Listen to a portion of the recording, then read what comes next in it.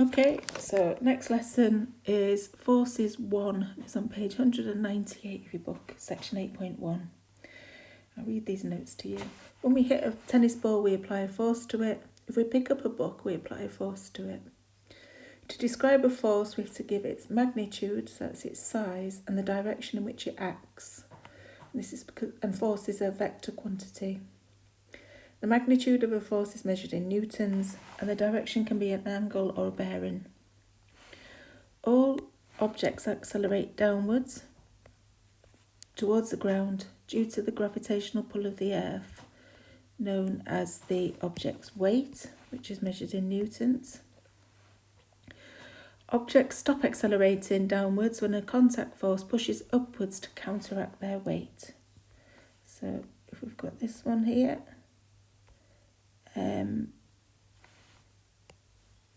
with this, let's change that a little bit. If this is a person here, we've got the weight downwards, we've got the normal reaction upwards. I always try to explain that if you kneel on the, or if I kneel on the ground, my weight's going downwards and I can feel the normal reaction because my knees hurt when I bend down. Okay, you might not because you're young, but mine certainly do. Okay, so where we're up. So where are we? Oh yeah, we're up to here. The contact force is called the normal reaction, and we call that R because N would get mixed in with newtons. So these are both measured in newtons as well. Newtons. Perpendicular means at right angles to the surface, and if the object is at rest, then the forces must balance each other. So first example, a box with weight W, newtons, rests on a horizontal table. Slightly over there, just ignore that bit there. There's a mistake. Okay. Just going to do that a bit better. Like so. That's a bit better. So we've got the weight. The weight we measure from the centre of the object. And then the normal reaction we measure from point of contact with the table. And that's R. Explain why it does not move, even though its weight is pulling it down. Well, that's because there's a normal reaction, equal and opposite normal reaction, counteracting the weight downwards. This is an equilibrium. R is W. Or you might say R minus W is naught, if that's positive and that one's negative. An object that is at rest or moving with constant velocity is an equilibrium. In these situations, we can resolve the forces in a particular direction. This means we can find the overall force acting in that direction. So when we resolve in any direction for an object that is an equilibrium, the overall force in that direction will be 0. The directions that we usually use are horizontal and vertical. Okay, so if it's an equilibrium, it's not moving left to right and it's not moving up or down. If we apply a horizontal force P to a box laying on a rough surface, let me draw a diagram here. So we've got a box. So P, I guess, is like a push, or it could be a pull actually. You could do it as a push there, or you could do it as a pull on the other side. Okay, a frictional force acts in the opposite direction. Friction always opposes the direction of motion. So if there wasn't any friction, the box would move to the right. But because there's friction, it's keeping it, that acts to the left. The friction acts to the left. If the box doesn't move, the frictional force must equal P. Okay, draw a diagram of a block and the 4 forces on the table. And the table and the block. Okay, we've got the weight downwards, and then we've got the normal reaction upwards. Okay, so horizontally, P minus F is naught. And even if we did put this on the other side, I've left it there for a bit for you to see that. Even if we turned it into a pull, we'd still have P minus F is naught. P can be a pull or a push. So that's the horizontal. Vertically, R minus W is naught. Okay, next one. Frictional force always acts in a direction which opposes motion. There's no friction on smooth surfaces. A friction appears when rough surfaces try to move relative to each other. Okay. A friction that friction does not have to be at rest to be in equilibrium. It could be moving with a constant velocity. Okay, this is all to do with, I think you've met this, you will meet it with me, but you might have met it in the first trimester, that force is mass times acceleration. Well, constant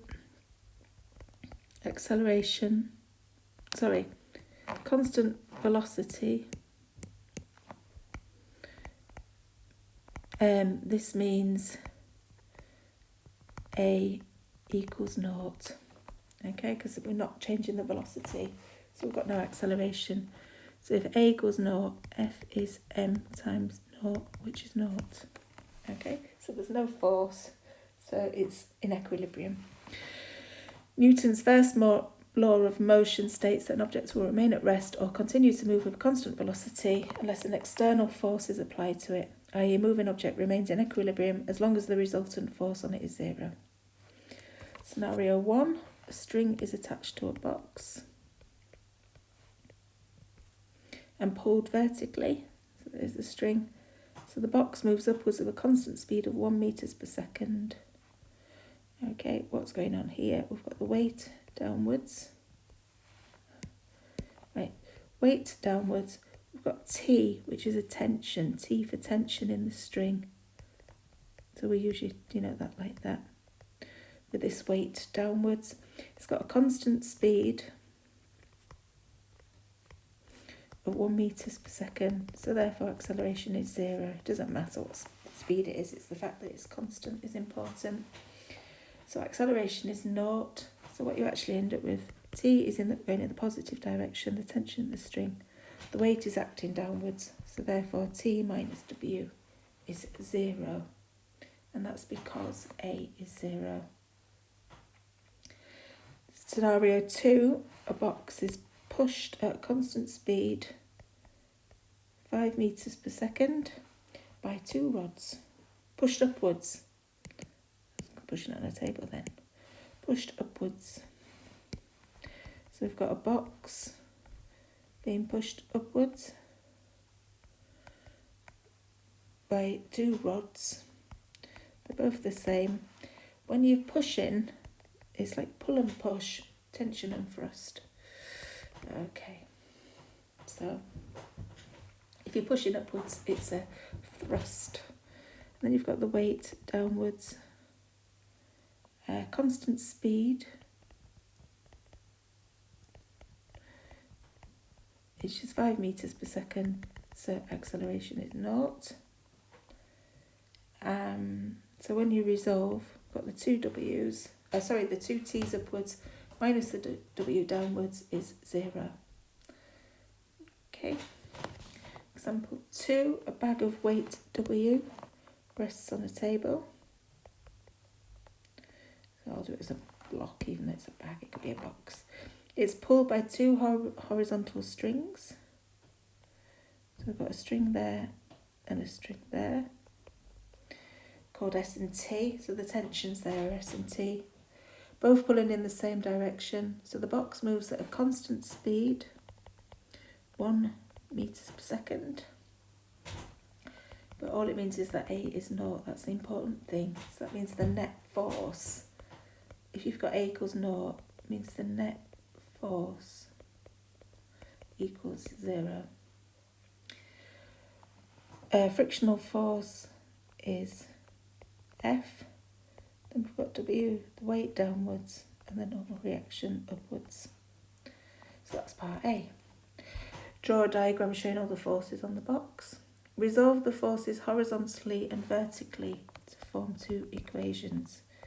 So horizontally, we've got S plus T minus F is 0. And then vertically, R minus W is 0. So these two are positive and that's a negative. R is positive and weight is negative. And then C, the resistance to motion is 5. So that's F, that's that resistance. The friction is 5 newtons. Tension in string T is 1.5 newtons. Find the tension S. So S is there, and we've got T and we've got F, so I'm going to use equation 1. Okay, so C, using equation 1, substitute F is 5 and T equals 1.5 into equation 1, we get S plus 1.5 minus 5 equals 0. So S minus 3.5 newtons equals 0. So S has got to be 3.5 newtons. Next one.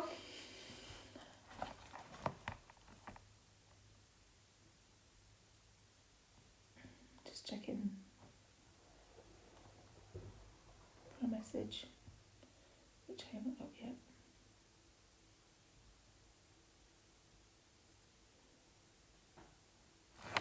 Okay, the force is 3I plus 14J. These I's and J's are in bold, so you can write them as underlined. 3I, 14J. 5I minus 2J, 7I minus J act on an object. The resultant force.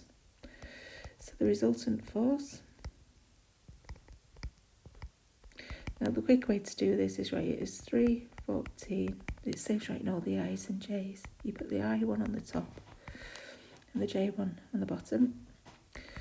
7 minus 1. And then you add the tops, 15. Add the bottoms, 11. So the answer is 15I plus 11J. That's the resultant force. B, the magnitude. For that one you do 15 squared plus 11 squared square rooted. I'll get this one from the book because I haven't got a calculator handy. 18.6 newtons to 3 significant figures. And then the direction, if you remember, you can use trigonometry for this. Because it's 15I, if your I is a unit vector horizontally, J is a unit vector vertically, it's 11J. So the magnitude we've done, that's from Pythagoras. It's the square root of 15 squared plus 11 squared, because these make a right angled triangle. And then for the direction, with the unit vector I, so that's theta. So we've got TOA, start on the bottom left. Tan theta is opposite over adjacent. Okay, so tan theta is 11 over 15. Theta is tan inverse 11 over 15, which is 36.3 degrees. Okay, and do all that on your calculator. It's typical to use degrees for this rather than radians. Okay, example 4. Work out x and y with the force 40 minus xi plus 20 minus yj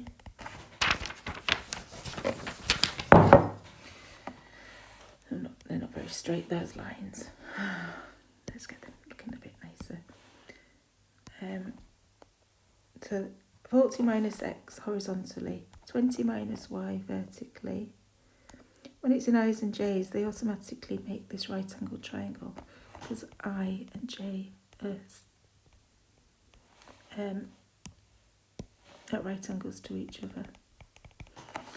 Okay, so resultant force is 24 at an angle of 30 degrees above the rightward horizontal. Well, the rightward horizontal is pointing to the right.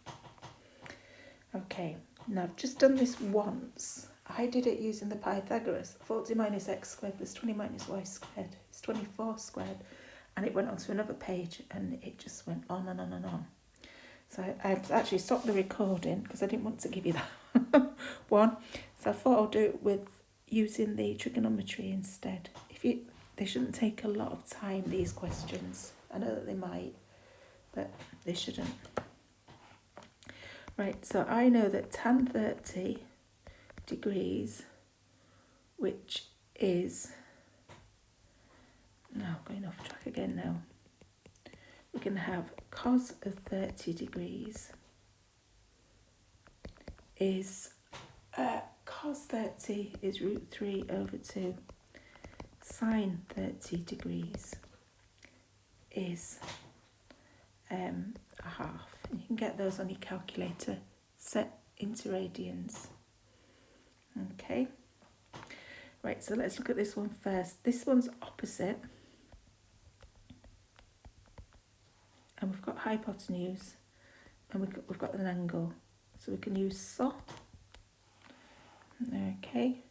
So what we can say is that sine 30 degrees is opposite divided by... Actually, it's the opposite that we want.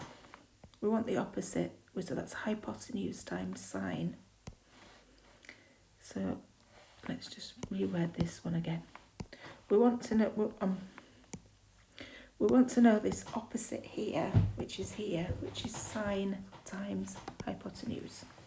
So 20 minus y, and we put the hypotenuse at the front. 24 sine 30 degrees.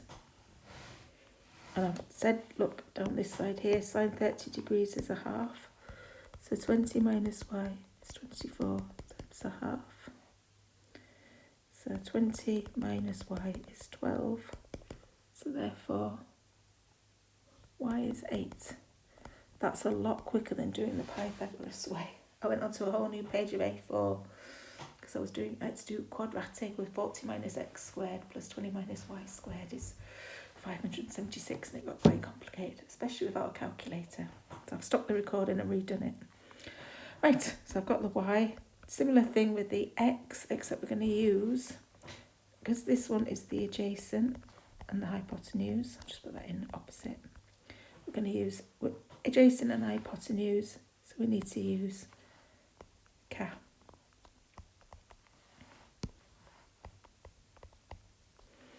Okay. And it's the adjacent that we want, because that's got the missing x in. So we can say 40 minus x is 24 cos 30 degrees. So 40 minus x is 24 cos 30 is root 3 over 2, which is going to be the 24 and the 2 cancels, make a 12 there, 12 root 3. So x is, add x to that side, take 12 root 3 off that side. X is 40 minus 12 root 3. I'm going to get this from the book because I haven't got a calculator. I've left it at work. 19.2 newtons to 3 significant figures. And that's what I was doing before. That's if you start doing it with the 40 minus x squared plus 20 minus y squared, it just got longer and longer. Using the trigonometry to solve it is a lot easier.